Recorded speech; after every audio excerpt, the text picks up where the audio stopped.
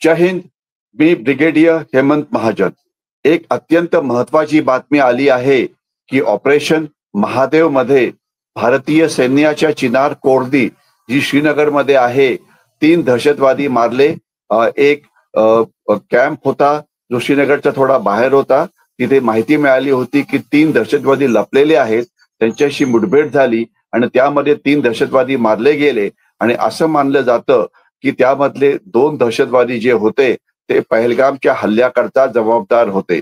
अजून सैन्याची जी official interview आहे तो झालेला नाहीये. म्हणजे नेमकी त्या दहशतवाद्यांची जी ओळख आहे ती पटवणं हे सुरू आहे आणि हे काही वेळामध्ये होईल. परंतु एवढं नक्की की एका महत्वाच्या ऑपरेशनमध्ये दहशतवादी हे मारले गेले आहेत. तर याच्यामुळे आपण आता बदला नीट घेतला का या पहलगामच्या दहशतवादी हल्ल्याचा? तर त्याचं उत्तर आहे की आपल्याला बऱ्यापैकी यश मिळालेलं आहे. आपण 2 दहशतवादी मारले आहेत आणि बहुतेक अजून एक हा मारलेला नाहीये, जो पुढच्या काही दिवसामध्ये मारला जाईल. कारण असं म्हटलं जातं की कुठलाही दहशतवादी जो काश्मीरमध्ये येतो त्याचं आयुष्य फार तर 5 ते 6 महिने असतं आणि त्यामध्ये त्याला मारलं जातं. तर या हल्ल्याचं आपण विश्लेषण कसं करतो? हे जे ऑपरेशन होतं, हे जे दहशतवादी होते, TRF या दहशतवादी संघटनेचे होते, जे लष्कर-ए-तोयबाचे होते आणि ते 3 जण होते आणि हे भारतीय सैन्याचं ऑपरेशन होतं, ज्यामध्ये सगळे दहशतवादी हे मारले गेलेले आहेत आणि त्यामध्ये कुठल्याही भारतीय सैनिकाला जखम झालेली नाही. आणि या दहशतवाद्यांकडून मोठ्या संख्येमध्ये आर्म्स, अॅम्युनिशन आणि डिजिटल डिव्हाइस हे मिळालेले आहेत. याचा अर्थ क्लिअर आहे की ते अत्यंत मोठे असे दहशतवादी होते. तर थोडक्यात या ऑपरेशनचा नेमका काश्मीरच्या दहशतवादावरती काय परिणाम होईल?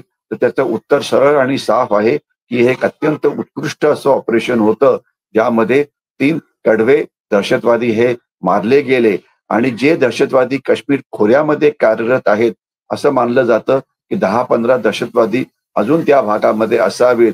तर त्यांना हा एक असा मोठा धक्का लागेल आणि याच्याशिवाय दहशतवाद्यांमध्ये आता एक भीती निर्माण होईल की कोणी जे इतर दहशतवादी शिल्लक आहेत ते केव्हा ना केव्हा तरी मारलेच जातील.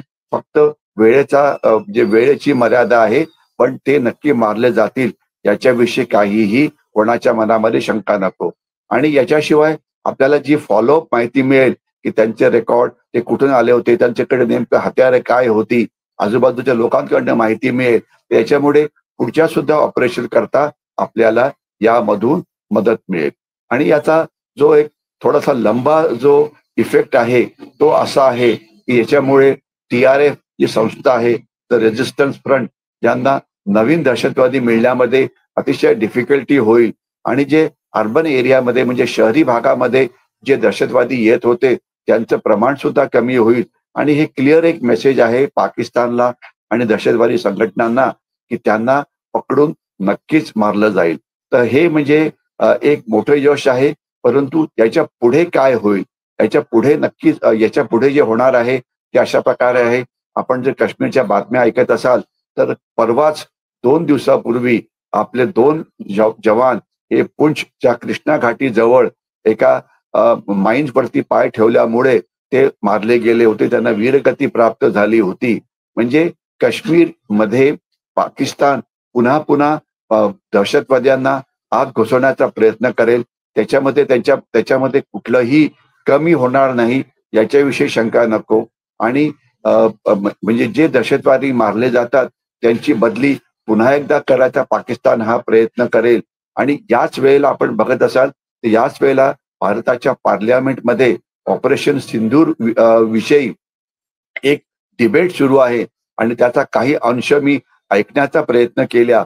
तर त्याच्यामध्ये ऑपरेशन सिंदूरमध्ये आपण विजय मिळवला, तर 200-250 दहशतवादी मारले, पाकिस्तानचा मोठा पराभव झाला, हे सगळं खरं आहे.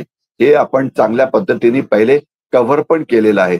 परंतु मी त्यावेळेलाच म्हटलं होतं आणि आता सुद्धा म्हणतो आहे की यामुळे पाकिस्तानकडून जो प्रस्तुत दहशतवाद काश्मीरमध्ये होतो तो थांबेल का? तर त्याचं उत्तर आहे अजिबात नाही. कारण पाकिस्तान हा एकटा नाहीये. पाकिस्तानला चीनची मदत आहे आणि चीनला भारताला प्रतिस्पर्धी म्हणून पुढे येऊ द्यायचं नाहीये. तर म्हणून हे जे दहशतवादी कृत्य, दहशतवाद्यांना घुसवायची जी कामगिरी पाकिस्तानकडून होते ती चालूच राहील. याच्याशिवाय लक्षात असावं की आज पार्लमेंटमध्ये काही राजकीय पक्ष विचारत होते हे दहशतवादी येतात कसे आत. आता मला वाटतं ज्या वेळेला राजकीय पक्षाचे नेते अशा प्रकारचं प्रश्न विचारतात की दहशतवादी आत आले कसे, तर याचा अर्थ त्यांना या विषयाविषयी काहीही ज्ञान नाही. तर मला वाटतं राजकीय पक्षांना याचं ज्ञान देण्याकरता जेवढे मेंबर ऑफ पार्लमेंट असतात किंवा राजकीय मोठे नेते असतात ज्यांच्याकडे ऑफिशियल पोझिशन्स असते त्यांना भारतीय सैन्याबरोबर एक एक महिना तरी अटॅच करायला पाहिजे. दोन ठिकाणी, एक तर सीमेवरच्या भागात जिथे रात्रीच्या वेळेला भारतीय सैन्य अँबुश म्हणजे घात लावून बसतं आणि पाकिस्तानकडून येणाऱ्या दहशतवाद्यांना मारतं. तर जोपर्यंत ते तिथे सैनिकांच्या बरोबर तिथे राहत नाहीत तोपर्यंत त्यांना कळणार नाही रात्रीच्या वेळेला कशी ऑपरेशन्स असतात, कसा कधी बर्फ पडतो, पाऊस पडतो, जंगल कसं घनदाट असतं, दहशतवादी आत यायचा प्रयत्न कसे करतात, भारतीय सैन्य त्यांच्यावरती फायर कसा उघडतं, 95% दहशतवादी तिथे कसे मारले जातात, 5% दहशतवाद्यांना आत यायला कशी मदत मिळते, हे जोपर्यंत ते त्या ऑपरेशनचे भाग होत नाही त्यांना ते कळणारच नाही. आणि याच्याशिवाय जे दहशतवादी आत आले असतात, जसं मगाशी मी म्हटलं की अजून सुद्धा 20-25 दहशतवादी हे काश्मीर खोरं आणि त्याच्या आजूबाजूला असलेले जे डोंगर आहेत, शमशाबादीचे डोंगर्स आहेत, पीर पंजालचे डोंगर आहेत आणि इतर जंगल आहेत त्याच्यामध्ये लपलेले असतात आणि काही काही वेळा बाहेर येतात हल्ला करण्याकरता. जोपर्यंत हे जे अँटी टेररिस्ट ऑपरेशन करणारं ज्या राष्ट्रीय रायफलच्या बटालियन असतात त्याच्याबरोबर आपले मेंबर ऑफ पार्लमेंट हे अटॅच व्हायला पाहिजे. त्यांनी त्या ऑपरेशनमध्ये स्वतः भाग घ्यायला पाहिजे. ज्याच्यामुळे त्यांना कळेल की जी डिफिकल्टी असते दहशतवाद्यांना शोधणं, त्यांना मारणं हे किती कठीण असतं हे त्याच वेळेला त्यांना कळेल. नाहीतर काय होतं, आपण आपली एक मराठीमध्ये म्हण आहे, उंटावरती बसून शेळ्या हाकणं. म्हणजे नुसत्या पार्लमेंटच्या एअर कंडिशन हॉलमध्ये बसून नेमकी अँटी टेररिस्ट ऑपरेशन्स कशी कॅरी केली जातात, अँटी इन्फिल्ट्रेशन ऑपरेशन्स कशी केली जातात आणि भारतीय सैन्य रक्त कसं सांडतं याची त्यांना कल्पना त्याच वेळेला येईल ज्या वेळेला ते अशा ऑपरेशनमध्ये काही प्रमाणामध्ये भाग घेतील.